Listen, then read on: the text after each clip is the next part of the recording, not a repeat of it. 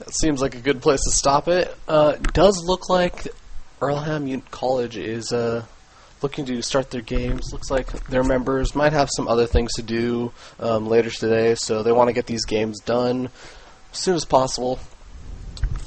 The first two players are going to be Brotas and Evo.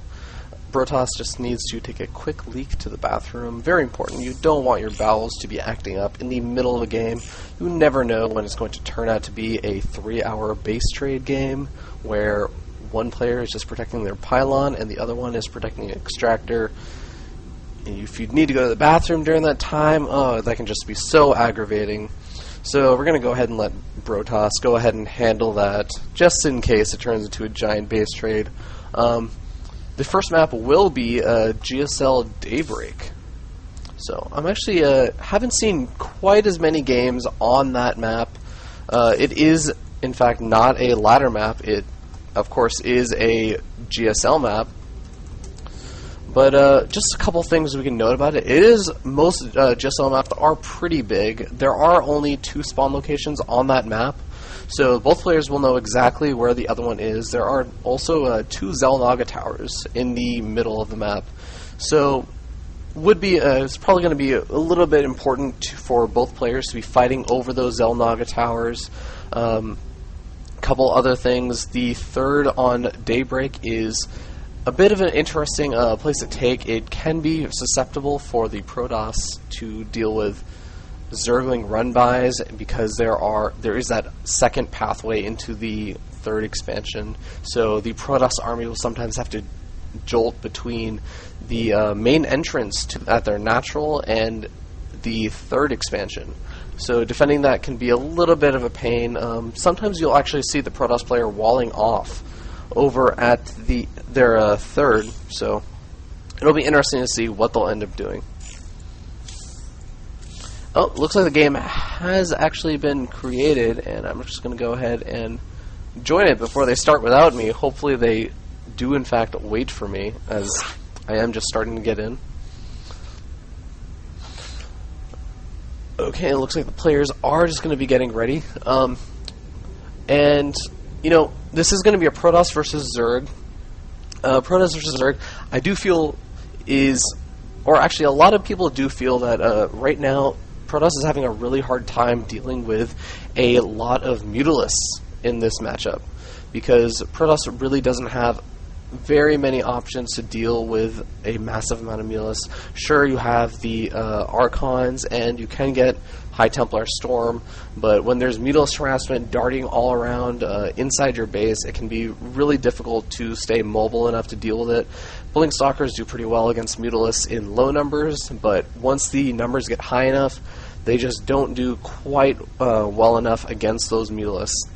So Protoss have been having some trouble with it, although I would say that a lot of the Protoss who do find ways to beat Zerg players who go for this mass Mutalisk style oftentimes will either just try and outright kill them before they can get that massive number, or they'll constantly engage in trades so that the Zerg never actually gets that massive amount of Mutalisks. They just have some Mutalisks, and they keep forcing the trades to keep that Mutalisk count low.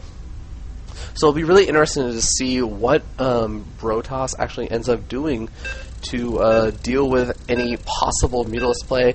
But you know, Evo might not even try going for Mutalisk. He might just be going for a giant Roach army. We're going to have to wait and see, because the game is about to start. This is going to be Purdue University versus Earlham. I hope I'm pronouncing that right. Earlham College. And Brotas is going to be representing Purdue University, while Evo represents Earlham College. And as I said, this map is going to be Daybreak. You can see over here, just barely, you can see that there are, in fact, these 2 Xel'Naga towers. Those are the ones I was talking about. And we can also see that there are only 2 spawn locations, so these players are going to know exactly where the other one's spawning right off the bat. And it does cut down the possibility of a lot of cheese, as you don't have the benefit of knowing that your opponent won't scout whatever cheese you're going for, you know, immediately. Sometimes if it's a big 4-player map, your opponent will go to the wrong base for a couple times. Anyways, we're going to get this game started. It looks like Evo actually forgetting a one drone to go start mining, but it picks up on that quickly, as he's going to be spawning as the blue Zerg up in the top right-hand corner. And his opponent is going to be representing Purdue University. It's going to be Brotos in the pink eyeshadow, as my fellow co-caster Amaface likes to say. So he's just going to be doing looks like he might be going for a Forge Fast Expand. Pretty typical in this matchup to see Protoss going for that Forge Fast Expand. You get the expansion up, but one of the issues that Forge Fast Expanding players often face is that they have a lot of trouble putting on pressure. So sometimes you'll see the Forge Fast Extending player go for either a Stargate play or sometimes even a Dark Templar play, just to put on some pressure on their Zerg opponent. But, I'm not sure how much I like that sometimes, as the Stargate play can often be a little bit predictable. Zerg players are just starting to get out extra queens to deal with potential Stargate plays, or they just throw down Spore Crawlers as soon as they see that the Forge Fast Expand is going on. We're going to have to see what Evo decides to do. But Evo is just going to continue to mine up. He is hitting that critical supply where he has to decide if he's going to go spawning pool or pool first. And it looks like he's actually looking to go hatchery first. And this is a bit of a riskier play. A lot of players don't really like to do this because this probe, especially against a Forge Fast Expanding player, they will oftentimes like to just try and throw down some cannons and deny this hatchery. But it looks like Brotos might actually end up losing this probe. No, does manage to save it. This probe will regenerate all of its shields given due time, as long as it doesn't take any damage in the meanwhile. But this drone, Hana's Pursuit, actually getting a good trap on the probe. The probe barely escaping. Actually not really losing any extra additional health, just losing some shields. So not going to have to worry too much about that. He is going to just chill over there, maybe be used to scout a little bit later. You can see here, Evo did throw down that spawning pool. He is going to be getting out a couple of, I imagine at least a few Zerglings after that, just to get a little bit of map control. Meanwhile, this Overlord is finally making its way over to this side of the map. Probably going to park itself over here in this empty area, where it'll be a little bit harder to kill. And Brotos is going to start building up this wall to prevent any Zergling run-bys. They can be so annoying. And the best part about this wall that makes it so great in a Forge Fast Expand is that this wall will protect this cannon. Any Zerglings or Roaches that want to try and attack will have to come all the way around here, and all the Roaches will have to nuzzle up right against these buildings, and it becomes a little bit more difficult to kill off this cannon, so cannon can just help defend just a little bit easier. Anyways, it looks like this Nexus is going to complete relatively soon. Meanwhile, Evo has decided to go for a gas geyser, but he hasn't really started mining gas. I am wondering if this is a mistake or not, as I can't really see it being... it looks like it might have been a bit of a mistake. As we can see here, it wasn't used as a fake out or anything.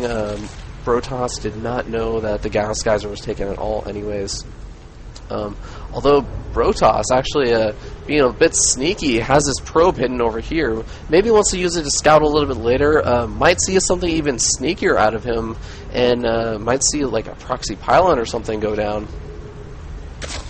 Anyways, it looks like he is just going to use this to scout. He does see that gas geyser, sees that there is only one gas geyser. Nothing too surprising going on here.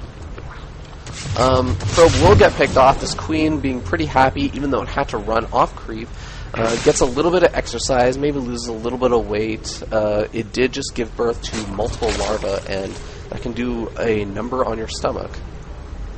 But looks like Brotos is just going to keep making the oh-so-standard sentries from the Protoss player. These sentries are great to use to defend any early expansions, especially with these cannons. You can often times force field any roaches or zerglings away to stop them from being able to attack the cannon, or at least minimize the number of things that can attack the cannon. Meanwhile, the cannon abuses its longer range and will just keep hitting roaches and zerglings.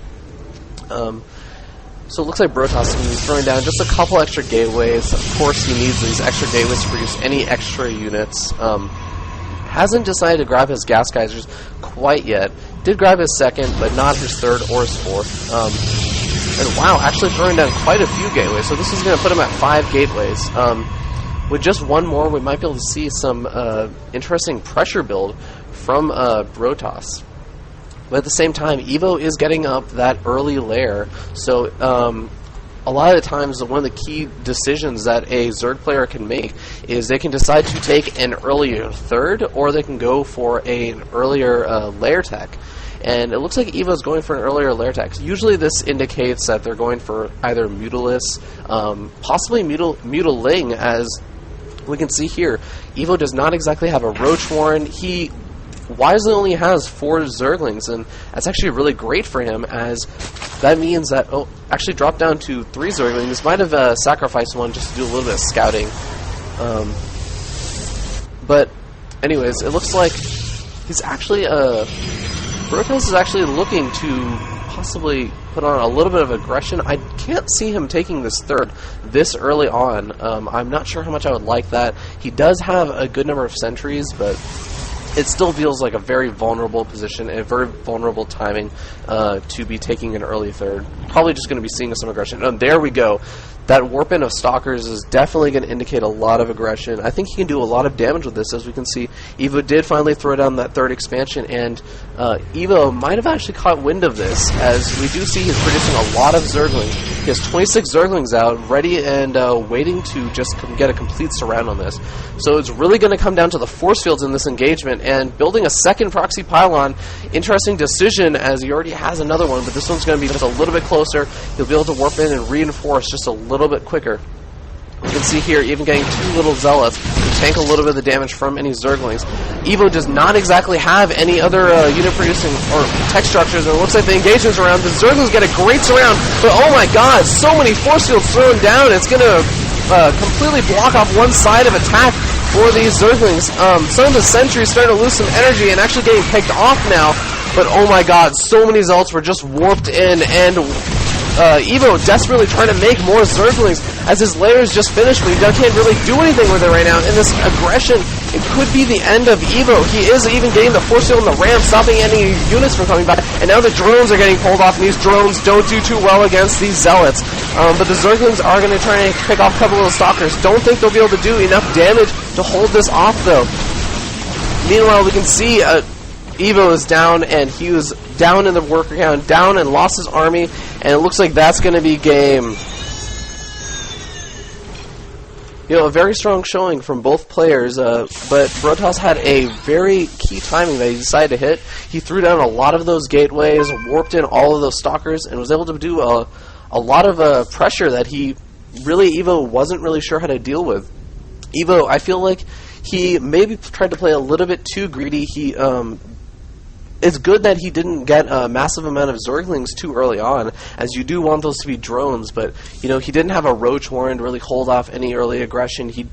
Don't believe he even had the chance to start a Spire or you know, any other kind of tech structure. I think he had an infestation pit on the way, but you know, it really just came out a little bit too late. Brotas really hit his timing pretty well on that. But, you know, Evo did a really good job. If he had been able to get the infestation pit out, I really feel like he could have done a pretty decent job holding it off. Maybe could have thrown down a couple more spine crawlers. But that's actually going to put Purdue University up to 1-0 against Earlham College. So the next game is actually going to be Bob Moo versus Hammer. Bob Moo representing Purdue University and Hammer representing Earlham College. And this is going to be on MLG Xel'Naga Caverns. It's going to be another PVZ. As you can see, we have a lot of PVZs going on. Even in previous weeks, there have been quite a few PVZs.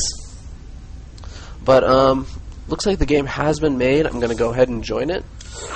And just talking a little bit about Xel'Naga Caverns. Oftentimes, Xel'Naga Caverns, you know, it's been around since very, very early. I think it might even have been around since StarCraft's initial release.